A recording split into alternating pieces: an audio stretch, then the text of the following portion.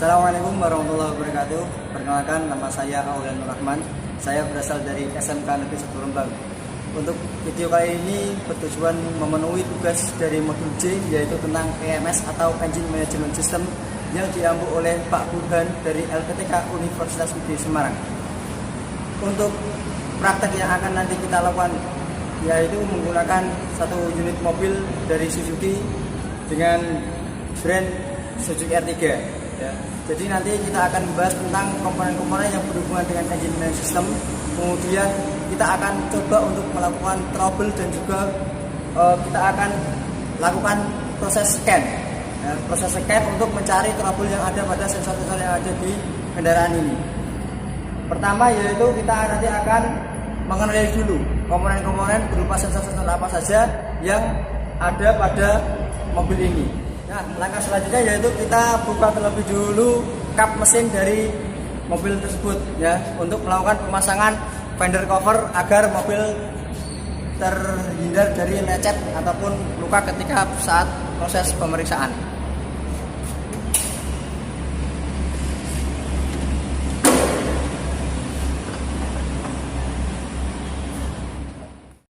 Fender cover sudah terpasang, kemudian grill cover juga sudah terpasang, dan juga fender cover bagian sisi kiri juga sudah terpasang. Sudah terpasang seat cover, kemudian floor mat, dan juga steering cover, dan juga stick transmisi cover. Nah, selanjutnya yaitu kita akan mengenali dulu sensor-sensor dan juga aktuator yang ada pada mesin atau kendaraan Suzuki R3. Dimulai dari yang utama yaitu ada komponen yang dinamakan dengan ECU atau Electronic Control Unit, di mana dia berfungsi sebagai komputer yang mengolah data. Dia mendapatkan sinyal dari sensor-sensor yang ada di kendaraan tersebut.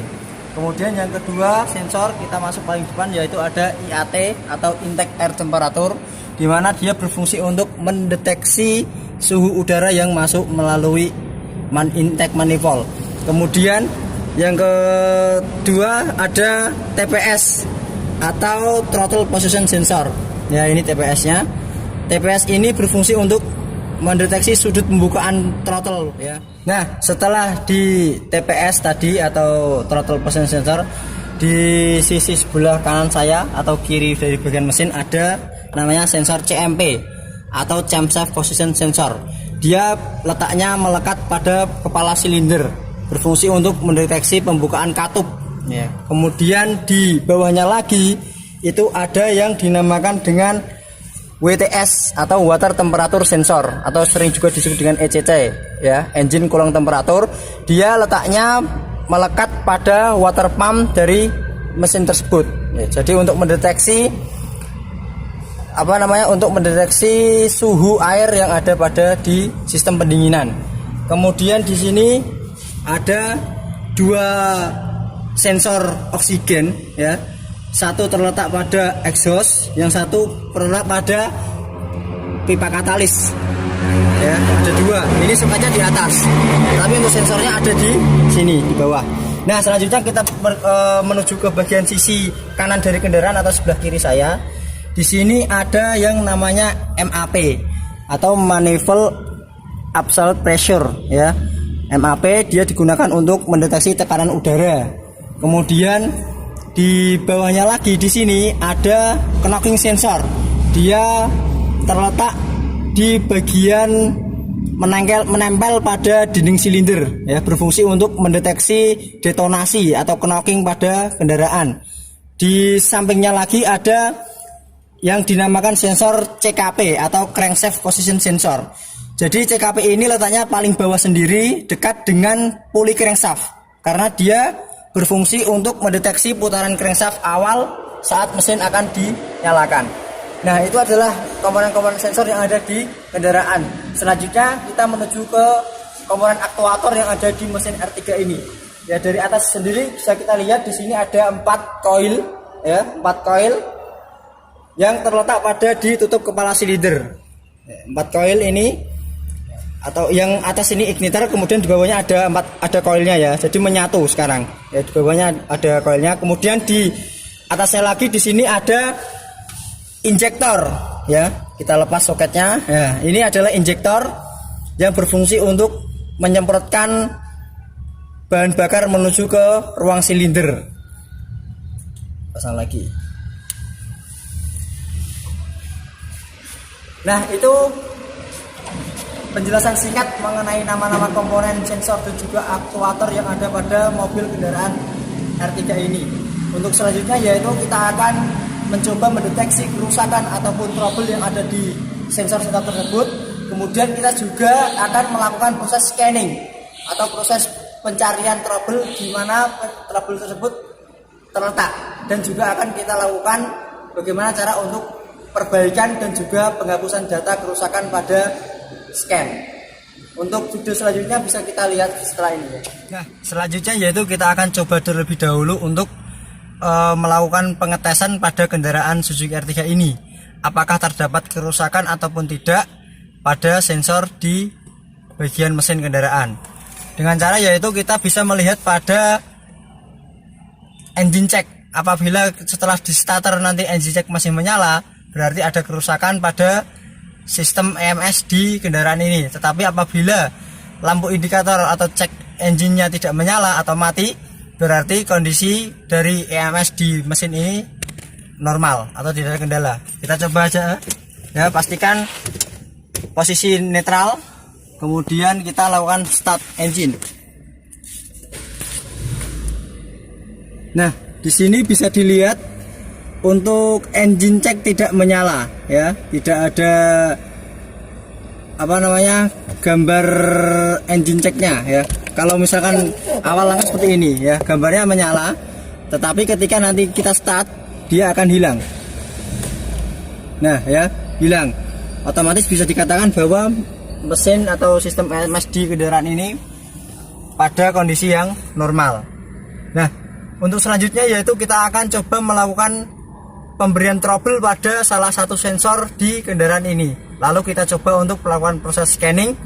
Lalu langkah selanjutnya yaitu kita lakukan bagaimana cara perbaikan dan penghapusan data atau DTC pada mesin ini menggunakan scanner. Setelah kita lakukan uji coba start pada mesin tadi ya, didapatkan hasil yaitu tidak ada kendala atau kerusakan pada mesin tersebut. Dengan artian engine check tadi mati ketika proses start. Selanjutnya akan kita coba memberikan trouble pada mesin kendaraan Suzuki R3 ini. Kita akan coba melepas dua sensor untuk melakukan percobaan apakah setelah sensor itu dilepas engine check menyala atau tidak. Pertama yang kita lepas yaitu sensor IAT ya. Sensor IAT kita lepas. Jadi ini konektornya kita lepas ya, konektor kita lepas. Kemudian kita lepas juga konektor dari sensor O2 atau oksigen sensor yang nomor 2 ya, kita lepas. Oke, setelah kita lepas kemudian kita lakukan pengecekan kembali untuk melakukan start pada mesin kendaraan. Oke, setelah kita tadi melakukan trouble pada dua sensor yang ada di mesin kendaraan, kita lakukan uji coba lagi dengan cara melakukan start pada mesin. Kita lihat engine check masih menyala atau tidak setelah kita lakukan proses start. Pastikan posisi kendaraan pada posisi netral, kemudian kita kunci kontak on terlebih dahulu. Nah, di sini terlihat indikator-indikator yang ada pada dashboard, di mana dashboard dengan indikator posisi normal. Kemudian kita lakukan proses start. Nah, pada lampu indikator engine check masih tetap menyala meski setelah dilakukan start. Berarti bisa dikatakan bahwa ada kerusakan pada mesin kendaraan tersebut. Nah, untuk melakukan atau proses pencari kerusakan yang ada pada kendaraan, kita akan menggunakan alat yang dinamakan dengan scanner ya. Alat yang dinamakan scanner ini dari Launch, kemudian dengan seri X431 Pro 3 versi 2.0 ya. Jadi kita akan mencari kerusakan pada mesin kendaraan, dan juga kita gunakan connectivity Bluetooth yang nanti akan disambungkan menuju ke DLC-nya atau data link connector. Kita pasang terlebih dahulu untuk DLC-nya di bagian bawah sini ya, di bawah dashboard bagian bagian setir kita pasang.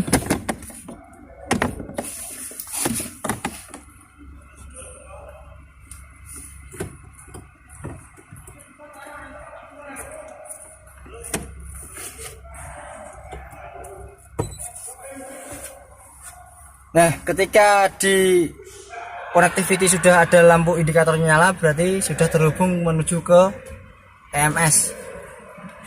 Lalu kita gunakan scan untuk melakukan proses scanning.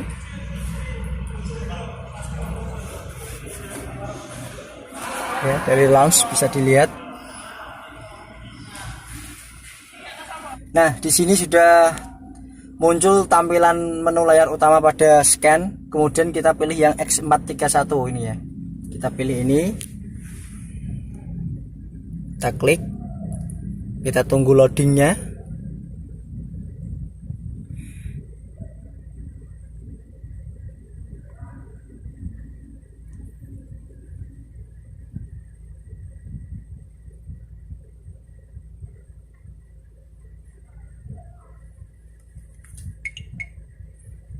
Nah, di sini sudah ada tampilan menu di layar utama pada aplikasinya.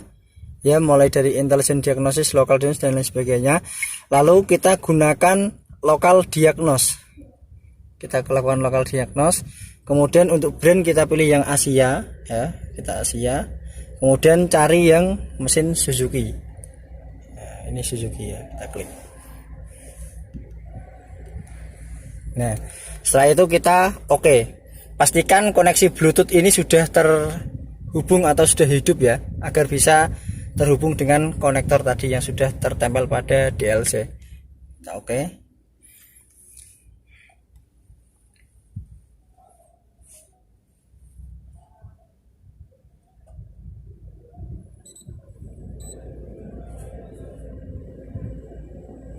Oke, ketika tampilan sudah seperti ini berarti sudah bisa terhubung dengan mesin. Lalu kita bisa memilih automatically ataupun manually. Kalau kita pilih automatically, otomatis dia akan melakukan proses scan pada seluruh sistem secara otomatis.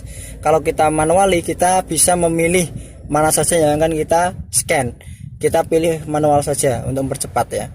Oke, kita pilih di full system list. Nah, ini ada menunya ya, mulai dari ECM, ABS, RS, BCM, ECD dan lain sebagainya. Ini adalah sistem-sistem yang ada di mesin kendaraan R3. Kita gunakan terlebih dahulu yang ECM karena kita akan mencari kerusakan atau trouble pada mesin kendaraan, engine control module. Kita klik. Kita tunggu. Nah, di sini ada menu module information, read file code, clear file code, read data stream dan juga actuation. Ya, kita lakukan read full kode untuk membaca atau mendeteksi kode apa yang rusak atau mungkin sensor mana yang mengalami kerusakan. Nah, bisa dilihat di sini ada dua sensor ya. Dari yang pertama ada P0113 dengan jenis sensor yaitu intake air temperature. Kemudian ada P0036 atau HO2S atau oxygen sensor. Nah, untuk di sini berarti sama dengan apa yang kita lakukan trouble tadi. Dia mendeteksinya bahwa ada kerusakan pada dua sensor tersebut. Tetapi kalau di keadaan nyata bisa jadi sensornya yang rusak atau mungkin konektornya yang rusak. Itu bisa jadi. Nah, selanjutnya yaitu kita akan lakukan proses perbaikan terlebih dahulu dari sensor yang terbaca di sini ya. Nah, untuk kita melakukan perbaikan terlebih dahulu, kita akan menuju ke depan bagian mesin kendaraan. Nah, oke, setelah kita lakukan proses scan pada mesin kendaraan, terdapat dua kerusakan atau dua trouble pada sensor, yaitu di IAT dan juga oksigen sensor. Untuk selanjutnya yaitu kita akan lakukan pembenahan. Kita pasang kembali konektor yang ada pada IAT. Kita pasang kembali. Ya. Kemudian di konektor O2 juga kita pasang kembali.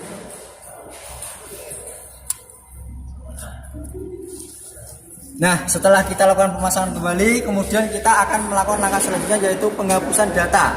Setelah kita hapus, kemudian kita scan kembali apakah ada kerusakan atau tidak. Ketika kerusakan itu sudah tidak muncul di scanner, otomatis mesin ini sudah dalam kondisi normal. Kita akan lakukan proses penghapusan data di dalam kabin. Oke. Di sini ada dua sensor yang mengalami trouble ya. Kemudian kita kembali, kita hapus terlebih dahulu. Kita hapus dengan cara clear value code. Ya, kita clear value code. Kita yes. Oke. Setelah kita hapus, kita coba lakukan read value code terlebih dahulu untuk memastikan bahwa tidak ada kerusakan lagi pada sensor-sensor yang ada di mesin kendaraan Suzuki R3. Kita read value code. Nah, di sini sudah tampil no DTC atau tidak ada kerusakan, berarti otomatis bisa dikatakan sensor sudah kembali normal. Untuk memastikannya lagi, kita akan lakukan proses start engine. Untuk melihat engine check pada dashboard, apakah dia masih menyala atau sudah mati kembali ya. Pastikan posisi netral, kemudian kita lakukan proses start engine pada mesin kendaraan Suzuki R3 ini.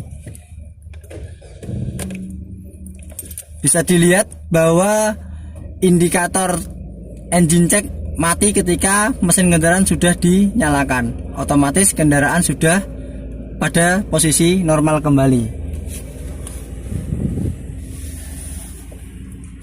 Nah, jadi itu adalah penjelasan singkat dari saya mengenai tentang komponen-komponen sensor yang ada di Suzuki R3, kemudian komponen-komponen aktuator yang ada di Suzuki R3, kemudian pembacaan trouble code atau kerusakan pada sensor di Suzuki R3 dengan menggunakan scan dan cara melakukan proses scanning. Sekian dari saya. Terima kasih, semoga bermanfaat bagi saya dan juga untuk semuanya. Wassalamualaikum warahmatullahi wabarakatuh.